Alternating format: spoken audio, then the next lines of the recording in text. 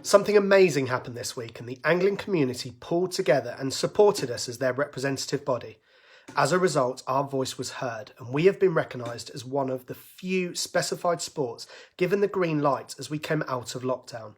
Whilst almost every sporting national governing body is busy working its route out of lockdown, we are 2 steps ahead. I have on good authority our return was of a direct result of the confidence we gave the government in the presentation and detail of our plans. These plans were drawn up with input from top level anglers from all disciplines, a number of organisations, and to be absolutely clear, no one was paid a penny for their input. Now, that's not to say that, like everyone else, we have not had to untangle the government's guidance. They are developing policy at pace and are having to navigate an unprecedented situation. We have tried to make it as clear as possible to you all. Many of you have questioned us because we cannot publicise what we are being told behind the scenes before it is published, and therefore, when you are telling us we are wrong, I'm afraid you are referencing outdated examples. It is honestly moving that quickly that on Wednesday, one department published 4 different guidance statements. We have a choice: sit passively and wait, or do as the government have advised and lead. I have chosen to lead. Incredibly, we have lobbied to reword the government's guidance, and as a result, anglers now have more freedom in their pursuit than any other sport. Working across 2 government departments alongside Sport England, we have made a significant difference. If you deny that, then with the greatest respect, you're wrong. In spite of this, when I look at some of the communication this organisation receives, I am lost for words. It seems some people may have lost sight that this is still a crisis and people continue to die every day. Our right to fish could be revoked any day.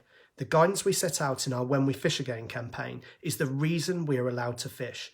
If we do not want our right to fish taken away, we all need to be responsible with the freedom we have been permitted.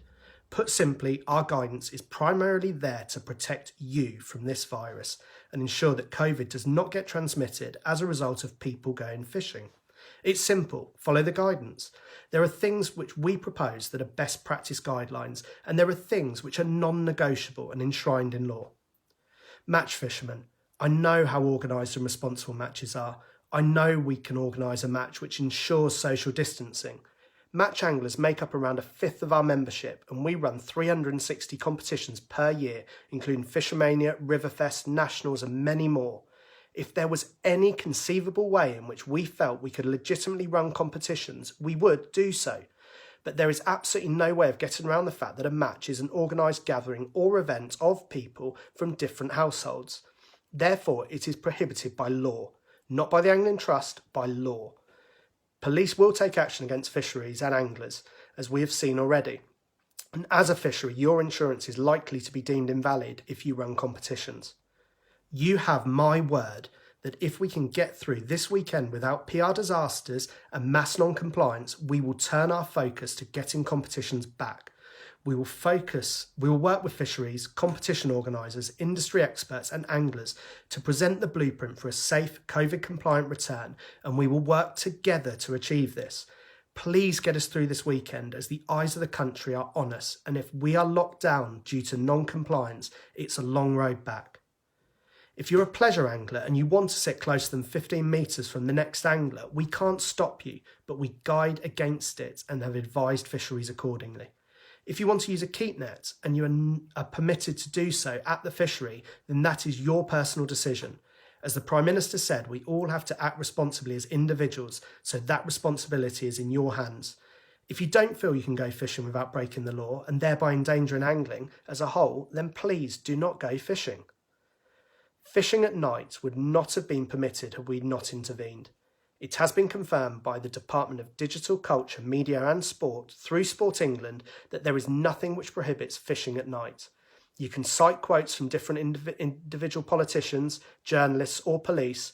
You can reference advice on camping. We have done all of this on your behalf, and the people who have confirmed it is currently permitted are the people who wrote the rules.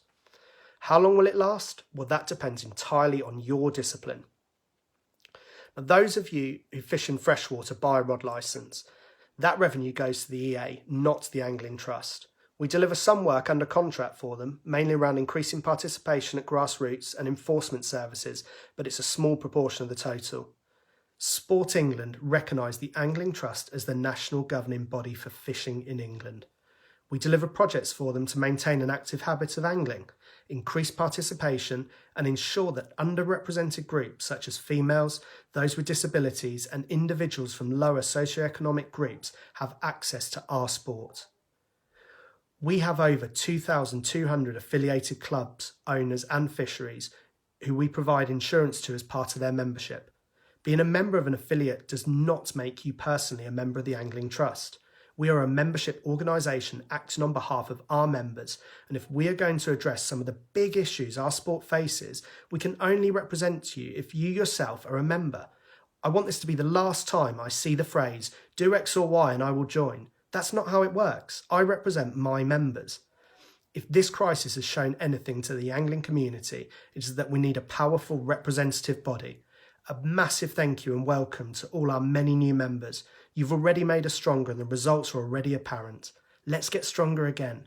Please join us. It's £29 a year and you get a joining gift and members discounts. That's 56p per week to invest in the sport you love. 56p.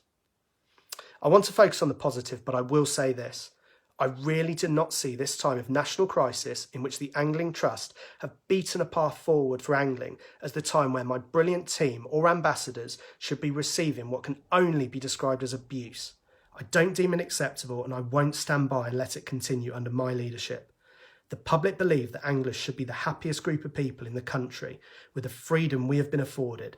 We are under the microscope like never before in both our actions and our comments. Please don't forget this is a national crisis. I know many of you have lost loved ones. I also know for many of you fishing makes the situation bearable, and that is why we've got your backs. People who've never supported the Angling Trust historically have come on board because, like me, they love this sport and want to ensure it has a bright new future. You can do the same. Ask yourself, who will you turn to if your sport is ever taken away from you again? After working all the hours to get angling resumed, I truly hope you're enjoying being out. I hope some great fish are being caught and perhaps the joy of our sport can be introduced to new members of your households. But please remember you are all ambassadors of our sport, and if fishing gets taken away again, as it surely will if there's a spike in infections, and we have not adhered to the guidelines and more specifically the rules enshrined in law under which it is permitted, you will only have your fellow anglers to blame. Enjoy your weekends, stay safe and tight lines. We will continue to fight to represent you. Thank you.